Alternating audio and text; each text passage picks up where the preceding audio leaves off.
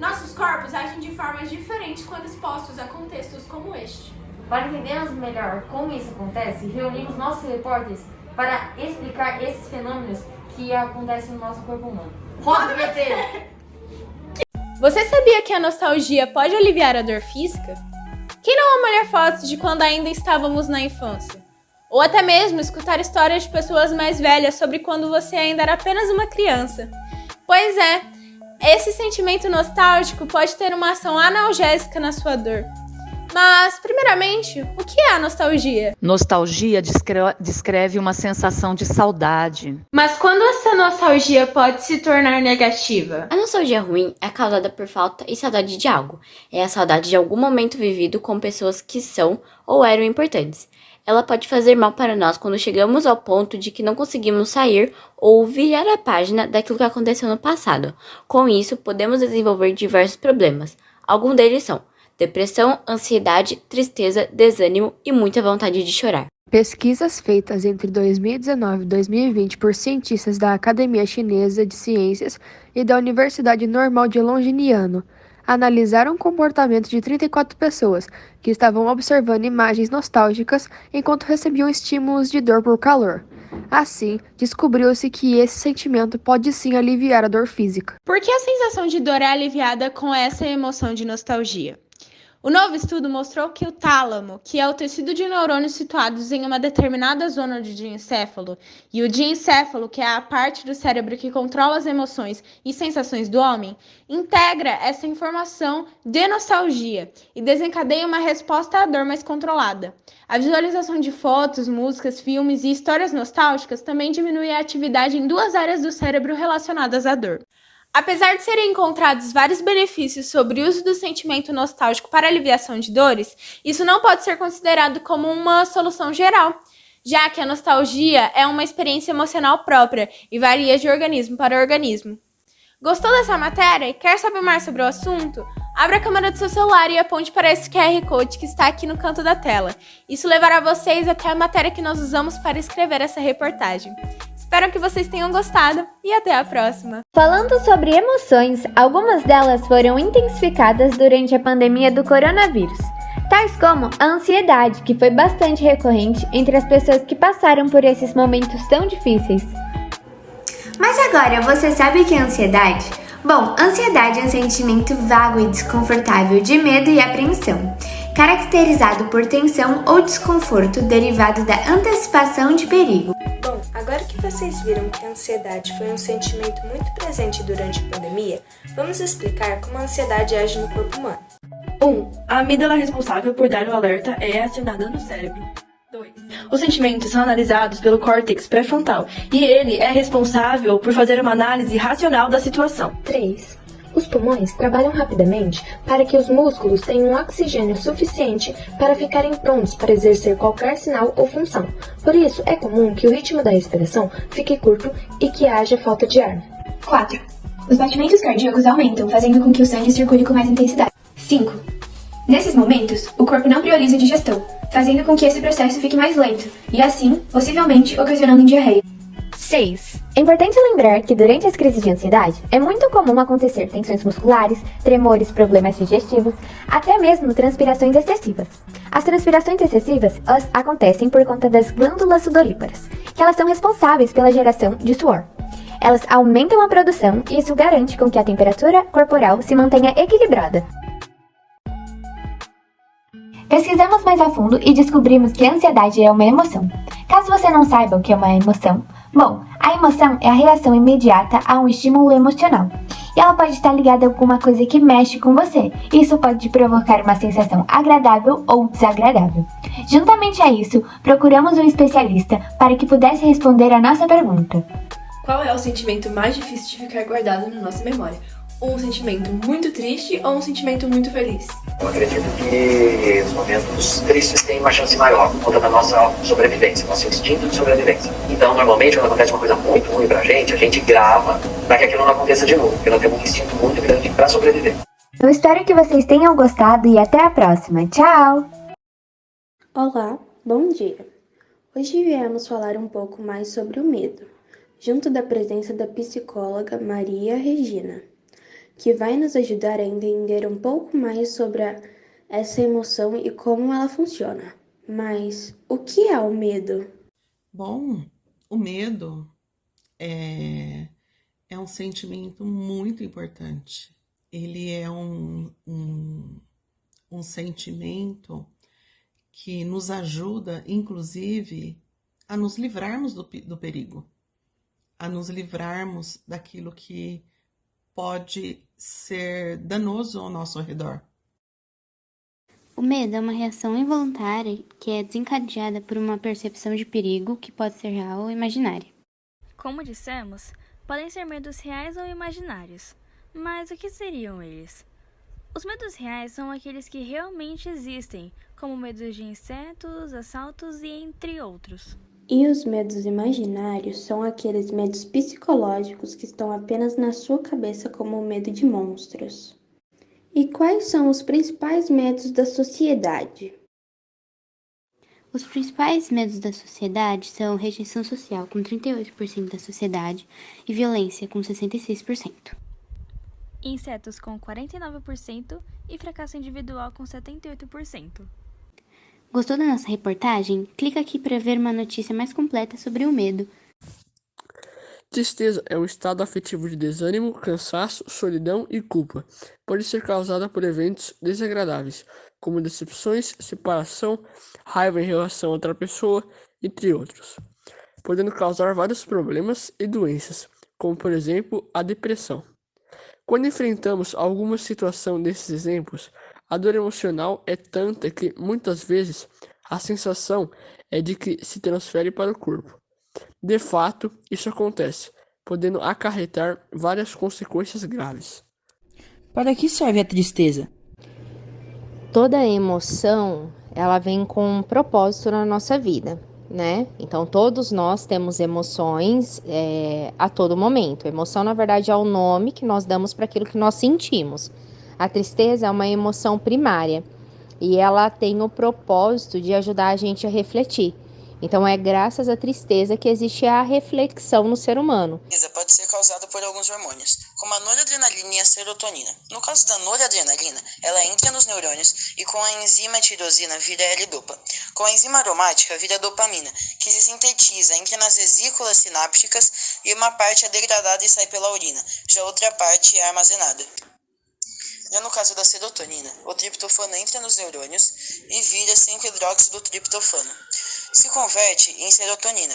Uma parte dela entra nos neurônios e a outra parte é degradada e eliminada pela urina. Para superar a tristeza e a depressão, as pessoas costumam seguir os seguintes passos: reconhecer seus sentimentos, lembrar do seu valor, ter pensamentos positivos, se alimentar bem, fazer exercícios diariamente. O que é a raiva? Como ela funciona e como nos afeta? É sobre esse sentimento tão frequente que iremos falar hoje. Primeiramente, o que é a raiva? A raiva é um sentimento de protesto, insegurança, timidez ou fraqueza. A raiva, ela é a contrariedade do nosso ego. A raiva, ela é um sentimento manifestado quando esse ego é contrariado. Como ela se manifesta? A raiva pode se manifestar de diferentes formas em cada pessoa. Ela pode servir como gatilho em algumas para que elas possam fazer algo que elas não tinham coragem antes. Isso muda muito de indivíduo para indivíduo. Indo através de um sentimento de injustiça, ela pode ser manifestada através de uma agressividade. Cada pessoa vai reagir a esse sentimento, a esse momento, de uma determinada maneira. No cérebro, é a amígdala cerebral que é responsável pela raiva. Não é a que fica dentro da sua garganta, é a que fica aqui atrás. Mas toda raiva, ela vai descarregar o que em você? Ela vai descarregar a adrenalina, o hormônio da adrenalina. Em 2020, uma pesquisa mostrou que 65% dos brasileiros sentiam raiva em relação à pandemia. Se você quiser saber mais sobre a raiva, nós fizemos uma reportagem. É só você apontar a câmera do seu celular para esse QR Code que está aparecendo aqui, que você vai ser direcionado para ela. No final, você tem acesso ao nosso infográfico. Nossa, é realmente importante entendermos nossos emoções para nós conhecermos. É mesmo! Inclusive, há emoções que agem de formas diferentes no nosso corpo. Vejam! A vergonha é uma emoção de alerta e de autoconsciência, porque ela informa o indivíduo que está em estado de desconforto, indignidade, desonra ou arrependimento. A pessoa se sente mal pelo tipo de pessoa que é ou por alguma situação constrangedora que ela passou. O que faz as pessoas chorarem cientificamente? Bom, falando cientificamente, as lágrimas, elas são classificadas em basais. Ou seja, são produzidas continuamente para lubrificar o olho, que pode estar irritado por exposição à poeira, ou a componentes químicos, Ou então podem ser também emocionais, que são aquelas produzidas em respostas às emoções. Essas contêm hormônios, como a prolactina, a serotonina, que também são secretados por outros órgãos como resposta ao estresse. Além disso, a gente elimina também mais potássio, e magnésio, elementos que agem como toxinas. Assim, lágrimas emocionais podem ter um impacto positivo na saúde física e psicológica do corpo humano, aliviando os efeitos do estresse.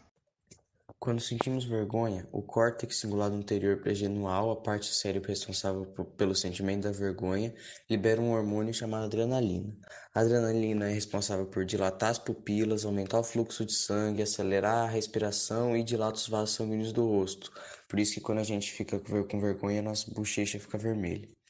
A adrenalina tem a função de atuar sobre o sistema cardiovascular e é produzida naturalmente pelas glândulas adrenais, localizadas acima dos rins. Rapidamente, assim que a adrenalina é liberada pelo córtex cingulado anterior pré-genual, ela chega ao corpo e causa todos esses efeitos. Então, é por isso que nossas bochechas ficam vermelhas, ficam coradas quando a gente sente vergonha. Olá, eu sou o Caio e hoje eu e meu grupo apresentaremos o que é empatia. A empatia é uma palavra derivada do grego, que significa você se colocar no lugar do outro em uma ação vivenciada por uma pessoa. A empatia serve muito bem de consolo para uma pessoa que está passando por uma situação desconfortável ou desagradável. Para entender melhor, explicaremos mais os tipos de empatia e o que ela causa na sociedade. Empatia é uma maneira de vivermos e convivermos em sociedade. A evolução da nossa espécie vem de sempre, por estarmos unidos e usamos ela para conversar, ajudar e entender as pessoas ao nosso redor. Existem 3 tipos de empatia. Tem a cognitiva, que é a habilidade de identificar como a outra pessoa se sente e o que ela pensa. A emocional, que é compartilhar sentimentos com outra pessoa. E a compassiva, que é você se colocar no lugar de outra pessoa. Além disso, de acordo com um estudo feito no Laboratório de Neurociências da Universidade do Colorado, diversas partes do cérebro são ativadas e responsáveis pela geração da empatia. O córtex pré-frontal é responsável pelos sentimentos de solidariedade e de compaixão. Pessoal, esse foi o trabalho. Espero que tenha dado para entender o que é empatia, quais são os tipos de empatia, o que ela causa e em que parte do cérebro ela se concentra. Muito obrigado por nos ter acompanhado e tchau! Bom dia! Hoje falaremos sobre como as emoções agem no nosso corpo. Primeiramente, entrevistamos a professora Solange, do Colégio Americana. As emoções são ativadas por diferentes regiões do nosso cérebro e muitas delas fazem parte do sistema límbico, ao qual a gente destaca. Primeiro o gatilho, que é o que dispara a emoção, que pode ser o momento que você está vivendo, um pensamento ou uma memória de algo que aconteceu há algum tempo. Uma outra coisa também é a experiência, que são essas sensações corporais e pensamentos que acompanham a emoção que você está sentindo. E por fim, o comportamento, que é uma ação ou reação, gerada a partir da emoção que você está sentindo. Assim, escolhemos uma emoção, o amor, para aprofundarmos mais no assunto. O amor é um sentimento profundo, marcado pelo grande interesse e atração da pessoa apaixonada por algo ou alguém. O desespero e a inquietação são outras características que costumam estar associadas ao sentimento de paixão. Algumas das reações que o amor pode causar é o aumento da pressão arterial e dos batimentos cardíacos, corpo mais quente, excesso de suor, falta de apetite e insônia e sensação de bem-estar quando está com a pessoa. No coração, o aumento na adrenalina e cortisol, sintomas de euforia e ansiedade, o coração bate mais forte e pode chegar até 150 batimentos por minuto. Geralmente, quando alguém vê a pessoa por quem se sente atraída, há uma liberação excessiva de dopamina, responsável pelo amor ou desejo, e noradrenalina, que age na atenção em conjunto com a memória. E você sabia que o amor pode ser considerado um vício? Sim, o sentimento ele desperta o corpo humano como uma droga, podendo até ser comparado a um vício, porque ele libera doses de substâncias químicas capazes de provocar euforia, prazer e conforto. E assim encerramos mais uma reportagem. Muito obrigada pela atenção. Tchau! Que incrível! Agora nós conseguimos entender muito bem o que acontece no nosso corpo humano quando nos deparamos com essas emoções. Esperamos que vocês também tenham aprendido com a nossa reportagem. Agora convidamos para sentir essas emoções com a gente. Vamos lá?